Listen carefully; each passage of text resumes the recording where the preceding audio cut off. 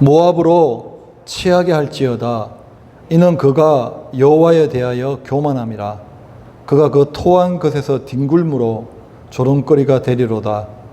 내가 이스라엘을 조롱하지 아니하였느냐? 그가 도둑 가운데에서 발견되었느냐? 내가 그를 말할 때마다 내 머리를 흔드는도다. 아멘. 오늘은 관계의 법칙이라는 제목으로 하나님 말씀 전가하도록 하겠습니다. 하나님은 이스라엘의 하나님이실 뿐만 아니라 모든 나라의 하나님이십니다.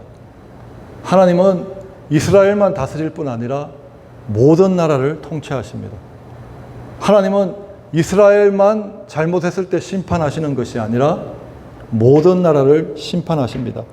그래서 에레미야 이제 후반기에 들어오면 하나님께서는 바벨론에 대한 심판을 선포하시고 애굽에 대한 심판을 선포하시고 블레셋에 대한 심판을 선포하시고 그리고 48장에는 모압 족속에 대한 심판을 선포하십니다. 48장 1절 말씀입니다. 48장 전체가 모압이 앞으로 받게 될 그 재앙과 심판에 대한 하나님의 경고의 말씀입니다. 1절 같이 읽겠습니다. 모압에 관한 것이라. 만군의 여호와 이스라엘의 하나님께서 이와 같이 말씀하시되 오호라 너 보여 그가 유린당하였도다. 기랴다임이 수치를 당하여 점령되었고 미스갑이 수치를 당하여 파괴되었으니. 여기 세 가지 모압의 도시가 나옵니다. 너보, 기랴다임, 미스갑.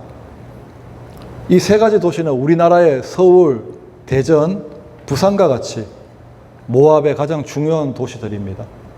우리나라의 서울, 대전, 부산이 유린당했다, 파괴되었다, 수치를 당했다는 말은 우리나라 전체가 유린당하고 파괴되었다는 말이듯이 이 모압의 세 주요 도시, 너보, 기르다임, 미스갑이 유린당하고 파괴되고 수치당하고 점령되었다는 것은 모압 땅 전체가 어떤 강국에 의해서 유린당하고 점령당하고 수치를 당한다는 말씀입니다. 모압이라는 나라가 언젠가 수치를 당하게 된다는 겁니다. 파괴되고 점령되고 학살을 당하고 수치를 당하는 겁니다. 그런데 수치보다 모압 족속들이 더 심한 걸 당하게 됩니다. 오늘 본문 26절 말씀이죠. 떴나요? 같이 읽겠습니다. 모압으로 취하게 할지어다. 이는 그가 여호와에 대하여 교만함이라. 그가 그 토한 것에서 뒹굴므로 조롱거리가 되리로다. 모압이 무슨 거리가 된다고요? 웃음거리, 조롱거리가 된다고 말씀하고 있습니다. 그가 그 토한 것에서 뒹굴므로, 이 성경에 보면 토한 곳에서 뒹군다는 이 단어는 누구한테 쓰는 단어냐? 개한테 쓰는 단어거든요. 개가 그 토한 곳에서 뒹군다 이런 단어를 쓰거든요. 그런데 모압이 개처럼 조롱거리가 된다는 것입니다. 술을 먹고 토해 보셨죠? 안 해봤습니까? 다행입니다. 절대 토하지 마십시오. 술을 먹고 토하는 것도 미국에는 없는데 한국에는 곳곳에 보면 술 먹고 토하는 사람들이 있거든요. 그럼 막 이렇게 흔들면서 갑니다. 그런데 술을 먹고 토하는 것이 아니라 그것도 참 조롱거리인데 토한 것에 그다고 뒹굽니다. 이건 정말 모압이 지독한 조롱거리가 된다는 말입니다. 다른 말로 하면 아주 이상한 사람, 미친 사람을 말할 때 저 사람 참 모압스럽다. 모압 같은 놈. 이 말은 조롱거리로 이제 모압이라는 이 단어가 남을 조롱하는 데 사용된다는 것입니다. 가장 듣기 싫은 말이 뭐냐? 가장 남을 조롱할 때 쓰는 말이 뭐냐? 이 모압 같은 놈. 너 참 모압스럽다. 이렇게 모압이 나중에 다른 사람들로부터 조롱거리가 된다는 것입니다. 개가 그 토하였던 것에 뒹굴듯이 네가 정말 개처럼 낮아져서 사람들에게 조롱거리가 될 것이다, 모압아. 이렇게 얘기하고 있습니다. 모압이 남들한테 이렇게 조롱거리가 되고 개처럼 이렇게 비천하게 취급당하는 민족이 아니거든요. 48절을 읽어보면 모압이라는 이 족속에 대해서 말할 때 교만하다, 거만하다, 오만하다, 자만하다 라는 말을 계속 사용하고 있거든요. 모압은 자존감이 높고 그리고 자부심이 대단한 사람들이었습니다. 땅이 아주 비옥해서 풍족하고 다른 사람들한테 침략도 잘 당하지 않는 사람들이었습니다. 그래서 에레미야서 48장 14절에서 모압 사람들은 자신들에 대해서 이렇게 말합니다. 어떻게 말할까요? 예, 같이 읽겠습니다. 너희가 어찌하여 말하기를 우리는 용사요 능란한 전사라 하느냐. 모압 사람들은 자신들을 용사라고 얘기합니다. 싸움에 능한 전사들이라고 얘기합니다. 조롱당하는 사람들이 아닙니다. 모압 사람들은 개처럼 취급당하는 사람이 아니었습니다. 아주 용사, 용감한 사람들이었고 싸움에 능한 전사들이었습니다. 여자는 무엇으로 살죠? 아, 사랑. 딱 나오네요. 여자는 사랑으로 삽니다. 예, 밥을 안 먹고 산다는 얘기라 밥도 중요하지만 여자에겐 사랑이 그 정도로 중요하다는 거죠. 군인은 무엇으로 살죠, 집사님? 군인은 무엇으로 살죠? 명예로 살죠. 한국말이라. 군인은 명예로 삽니다. 용사, 전사, 군인들은 명예로 삽니다. 그래서 부끄러운 삶보다 명예로운 죽음을 선택합니다. 우리 영화에서 많이 보잖아요. 내가 부끄럽게 살 바엔 명예롭게 죽음을 선택하겠다. 군인들은 명예가 생명보다 더 귀합니다. 여자에게 사랑이 귀하듯이 군인, 용사, 전사들에게는 명예가 돈보다 귀하고 생명보다 귀합니다. 모압 사람들이 우리는 용사다, 우리는 전사다라고 말하는 것은 나는 그렇게 명예를 귀하게 여긴다. 나에게 명예가 생명보다 소중하다고 말하는 사람들이라는 것입니다. 그런데 이 모압 사람들이 조롱거리가 된다는 것입니다. 이 사람들은 죽는 것보다 싫은 게 명예를 잃어버리는 거고 조롱당하는 거고 수치를 당하는 것이 용사요 전사들이 명예를 소중히 여기는 모압 사람들인데 바로 그 모압 사람들이 나중에 조롱거리가 된다는 것입니다. 그것도 개처럼 낮아져서 모압스럽다. 이 모압 같은 놈이라고 남을 조롱할 때 쓰는 대명사로 사용된다는 것입니다. 왜요? 왜 모압 사람들이 이렇게 용사라고 전사라고 명예를 생명보다도 더 귀하게 여기는 사람들이 그렇게 자부심을 가지고 사는 사람들이 왜 주변 나라에 조롱거리가 되는 것일까요?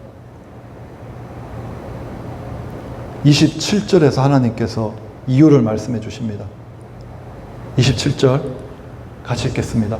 내가 이스라엘을 조롱하지 아니하였느냐? 그가 도둑 가운데에서 발견되었느냐? 내가 그를 말할 때마다 내 머리를 흔드는도다. 모압이 너희들 조롱거리가 될 것이다. 왜 우리가 조롱거리가 돼요? 라고 하나님 앞에 대드니까 하나님이 얘기하십니다. 너희들 이스라엘을 조롱하지 아니하였느냐? 이스라엘이 너희들 걸 훔치다가 걸렸느냐? 이스라엘이 너희들 걸 훔치는 도둑이었느냐? 마치 이스라엘이 도둑질하다 걸린 사람들처럼 너희들 머리를 흔들며 이스라엘을 조롱하지 아니하였느냐? 모압이 조롱당하는 이유는 이스라엘을 먼저 조롱했기 때문입니다. 이스라엘이 바벨론에 의해서 침공을 당하고 약탈을 당하고 수모를 당하고 부끄러움을 당하고 포로로 끌려갈 때 모압 사람들은 이스라엘과 어떤 사람입니까? 모압의 조상 룻은 바로 이스라엘의 조상 아브라함의 조카입니다. 형제 나라입니다. 그리고 국경을 맞대고 있는 이웃 나라입니다. 형제 나라요 이웃 나라인 이스라엘이 어려움을 당하고 가난하게 되고 초라하게 되고 포로로 끌려가는 비참한 상황 가운데 있는데 어떻게 해야 됩니까? 형제가 이렇게 어려움 당하면 너 힘들지 않니? 뭐 필요한 거 없니? 어떻게 하면 좀 도와줄 수 있을까? 긍휼히 여기고 위로해주고 그렇게 해야지 마땅한데 오히려 이스라엘 너희들 뭐 하나님이 택하신 선민이라며 하나님의 성전이 있어서 절대 너희들은 예루살렘 성은 무너지지 않을 거라며 뭐 율법을 가지고 있다며 기도하면 하나님이 응답해 주실 거라며 쌤통이다 이놈들 하면서 이스라엘을 조롱했다는 것입니다. 그로 말미암아 너희들도 이제 개처럼 낮아져서 조롱당하게 될 것이다. 조롱의 대명사가 될 것이다 라고 말합니다. 이것이 성경이 우리에게 가르쳐주고 있는 관계의 법칙입니다. 제가 여기 테니스 공을 가지고 있습니다. 저 벽을 향해서 내가 테니스 공을 던지면 공이 나한테 돌아올까요? 안 돌아올까요? 공이 돌아오죠. 그런데 어떤 공이 돌아올까요? 배구공이 돌아올까요? 농구공이 돌아올까요? 테니스 공이 돌아올까요? 테니스 공이 돌아오죠. 테니스 공을 던졌으니까 테니스 공이 돌아오죠. 예. 관계의 법칙이 말하는 것입니다. 내가 다른 사람들한테 조롱이라는 공을 던지면 그것이 나한테 돌아온다는 것입니다. 내가 테니스 공을 던지면 테니스 공이 나한테 돌아오듯이 내가 축구공을 던지면 축구공이 벽에 맞고 나한테 돌아오듯이 내가 다른 사람을 향해서 조롱이라는 공을 던지면 비판이라는 공을 던지면 비난이라는 공을 던지면 그 공이 다시 나한테 그대로 돌아온다는 것입니다. 에돔이 이스라엘을 향해서 조롱이라는 공을 던졌더구만 그 조롱이라는 공이 에돔에게 그대로 돌아오게 되었다는 것입니다. 이것이 성경이 말하는 황금률입니다. 마태복음 7장 12절 말씀입니다. 너무나 잘 아는 말씀이죠. 우리 한번 같이 읽겠습니다. 그러므로 무엇이든지 남에게 대접을 받고자 하는 대로 너희도 남을 대접하라. 이것이 율법이요 선지자니라. 예, 율법에 뭐 부모를 공경하라, 탐내지 말라, 하지 말라고 하라, 하지 말라는 수많은 계명들이 있지만 그 계명들을 한마디로 딱 정리하면 뭐죠? 남에게 대접을 받고자 하는데도 너희도 남을 대접하라. 선지자들이 우리에게 수많은 가르침을 주었습니다. 하나님 말씀을 앞에서 두려워 떨라. 하나님을 경외하라. 이웃을 내 몸처럼 사랑하라. 선지자들이 우리에게 많은 가르침을 주었지만 한마디로 정리하면 무엇이든지 남에게 대접을 받고자 하는 대로 너희도 남을 대접하라. 이 남에는 하나님도 속해 있습니다. 하나님과 나와의 관계도 말해주고 있고 사람과 사람과의 관계도 말해주고 있는 것입니다. 너희가 하나님에게 대접을 받고자 하는데도 너희도 하나님을 대접하라. 너희가 부모에게 대접을 받고자 하는데도 너희가 부모를 대접하라. 너희가 친구에게 대접을 받고자 하는데도 너희도 친구를 대접하라. 이것이 율법이 가르치는 전부고 선지자가 가르쳐주는 전부요. 문화는 변해도 세대는 변해도 변하지 않는 관계의 황금률, 황금의 법칙입니다.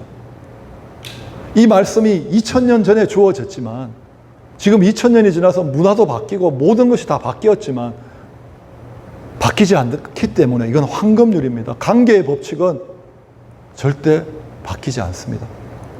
이 말씀을 좀 우리는 깊이 생각해 봐야 됩니다. 남에게 대접 잘 하라는 말이 아니라 너희가 무엇인지 남에게 대접을 받고자 하는 대로 너희도 남을 대접하라. 이 말씀은 어떤 말입니까?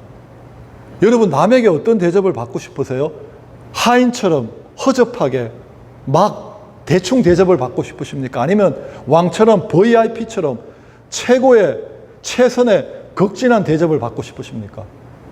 저는 하인처럼 막 허접하게 대충 대접받는 것이 아니라 저는 다른 사람들로부터 왕처럼 VIP처럼 최고와 최선의 대접을 받고 싶습니다. 여러분 마찬가지죠?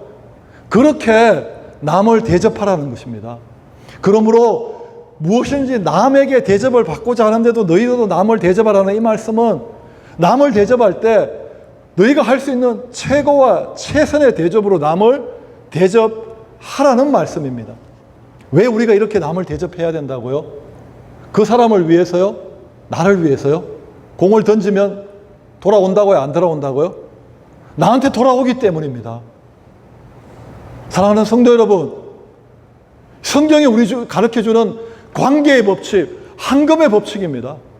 남을 위해서 이렇게 해라는 게 아니라, 왜 너희가 남에게 공을 던지면, 최고의 대접이라는 공을 던지면 그 공이 너한테 돌아오니까, 네가 최고의 대접을 받고 싶은 대로 남에게 먼저 최고의 대접을 던지라는 겁니다.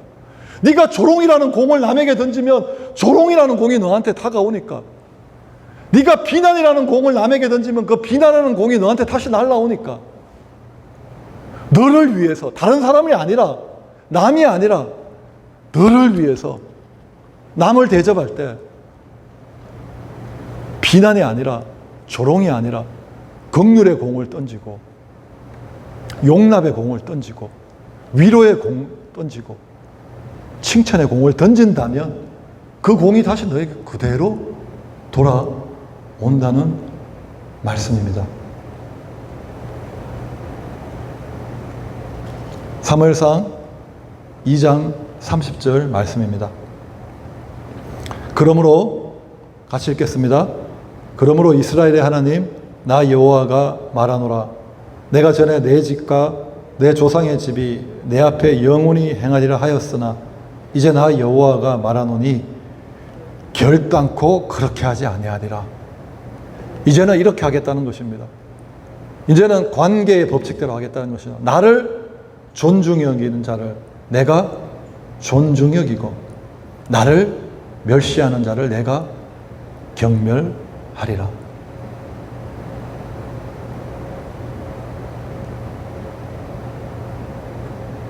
예, 하나님의 말씀입니다. 이 말씀은 엘리 제사장이라는 대제사장에게 주신 말씀이거든요.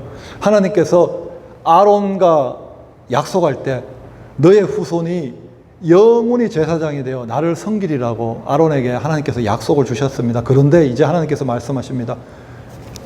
결단코 너에게 말한 대로 내가 하지 않겠다. 관계의 법칙대로 하겠다. 내가 대접받는 대로 나도 네 후손들을 대접하겠다. 나를 존중히 여기는 후손이 있다면 나도 그를 어떻게 하겠다고요? 존중히 여기겠다.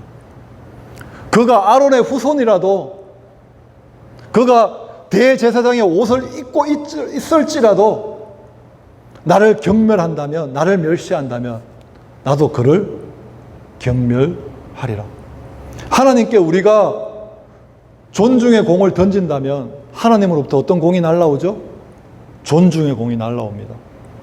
그런데 우리가 하나님께 무시와 멸시의 공을 던진다면 동일한 공이 나에게로 날라온다는 것입니다.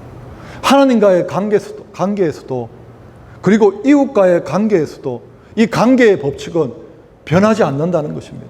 만일 모압이 이스라엘을 존중히 여겼다면, 조롱하지 않고, 이스라엘이 어려움을 당할 때 모압이 이스라엘을 조롱하지 않고 존중히 여기고 긍휼히 여겼다면, 오늘 하나님 모압에게 조롱당하리라고 말씀하셨을까요? 아니면 너도 존중히 여김을 받을 것이다, 너도 긍휼히 여김을 받을 것이라고 말씀하셨을까요? 저는 생각하기를, 만약에 모압이 이스라엘이 어려움을 당할 때 긍휼이라는 공을 던져주고, 그리고 존중이라는 공을 던져주고, 위로라는 공을 던져주었다면 오늘 모압은 하나님으로부터 긍휼히 여김을 받게 될 것 같습니다. 존중히 여김을 받게 될 것입니다.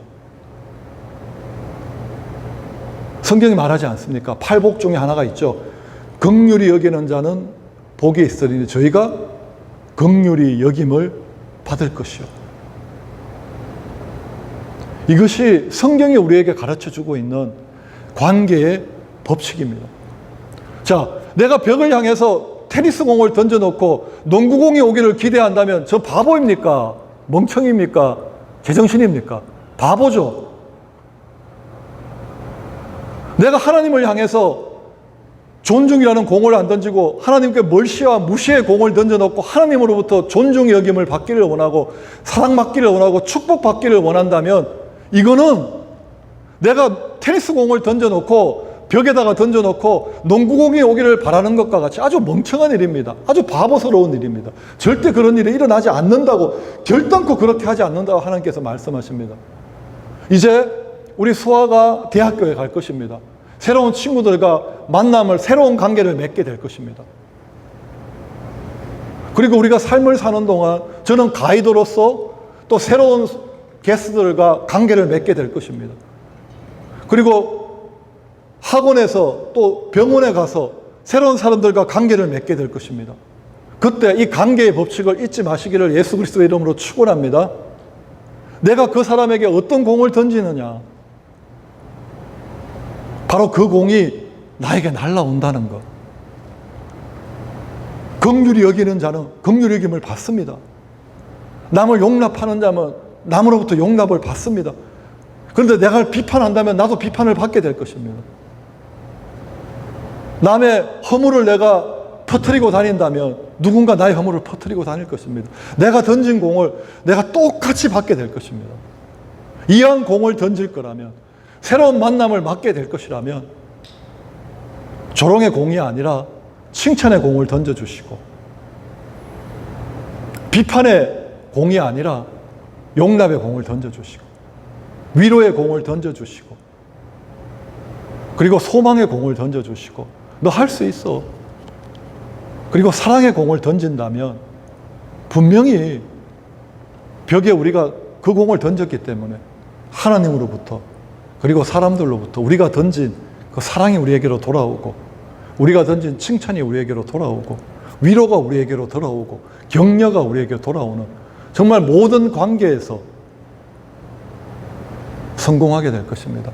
하나님과의 관계에서도, 그리고 앞으로 맺게 될 모든 새로운 관계에서도 이 관계의 법칙을 적용하심으로 승리하시고 성공하시기를 예수 그리스도의 이름으로 축원합니다. 두 가지 예를 들고 마치겠습니다. 사울과 다윗, 우리 너무 잘 압니다. 다윗은 사울의 딸의 남편이었습니다. 사울의 사이였습니다. 그리고 사울의 군대를 이끌고 가는 곳마다 승리를 이끄는 군대 장관이었습니다. 그런데 사울은 다윗을 존중하지 않았습니다. 오히려 왕의 자리를 탐낸다는 그런 죄를 뒤집어 써서 다윗을 죽이려고 했습니다. 결국 사울이 어떻게 됩니까? 전쟁터에서 죽임을 당합니다. 아주 수치스러운 죽임을 당하게 됩니다. 사람들로부터도 존중받지 못합니다. 그에 비해 다윗은 어떻게 했습니까? 사울에게 어떤 공을 던졌습니까? 사울은 다윗을 죽이려고 했지만 다윗은 사울을 죽일 수 있는 기회가 2번이나 있었습니다. 그런데 다윗은 사울이 왕이기 때문에, 하나님이 기름 부음 받은 자이기 때문에 사울을 죽일 수 있는 기회가 있음에도 불구하고 사울을 왕으로서 존중해 주었습니다. 인정해 주었습니다. 긍휼히 여겨 주었습니다. 나중에 다윗이 하나님으로부터 어떤 대우를 받게 되죠? 긍휼히 여김을 받게 됩니다. 존중 여김을 받게 됩니다. 또한 다윗은 신하들로부터, 모든 사람들부터 아주 존중 여김을 받게 되고, 그리고 아주 존귀히 여김을 받게 됩니다. 다윗이 사울에게 던졌던 그 공이 사울로부터는 돌아오지 않았지만 하나님으로부터, 그리고 주위에 있는 신하들과 백성들로부터 사울에게 던졌던 그 존중과 그 존귀의 공이 다윗에게 그대로 돌아왔던 것입니다. 관계의 법칙, 하나님과의 관계에서도 마찬가지입니다. 우리가 하나님과의 관계에서도 우리가 하나님께 정말 최선을 다해서 예배를 드리고 최선을 다해서 우리가 하나님을 존중하고 인정하는 삶을 산다면 하나님께 하나님 우리를 위해서 하나님 결코 모른 채 하지 않으실 것입니다. 우리의 삶의 최선의 선물을, 최고의 아름다운 것들을 이루어 주실 것입니다. 사람도 내가 최고의 대접을 할 때 나를 외면하지 않는데, 우리가 하나님께 최선을 다해서 그분을 섬길 때 어떻게 하나님이 우리를 외면하겠습니까? 오늘 이 하나님이 우리에게 주신 남에게 대접을 받고자 하는 대로 남을 대접하라. 나를 존중히 여기는 자가 존중히 여김을 받을 것이요. 긍휼히 여긴 자는 복이 있나니 저희가 긍휼히 여김을 받을 것이요. 조롱하는 이스라엘을 조롱했던 모압이 그대로 조롱거리가 되었다는 것을 분명히 역사가 우리에게 증거해 주고 있습니다. 모압처럼 조롱의 공을 던지지 마시고 다윗처럼 존중히 여긴가, 그리고 긍휼히 여긴가, 최고의 대접이라는 공을 던지심으로 모든 관계에서 아름다운 열매를 맺으시고 승리하게 되시고 하나님으로부터 특별히 존중히 여김을 받으시고 최고로 존귀히 여김을 받게 되시는 모든 성도님들이 되시기를 예수 그리스도의 이름으로 축원합니다.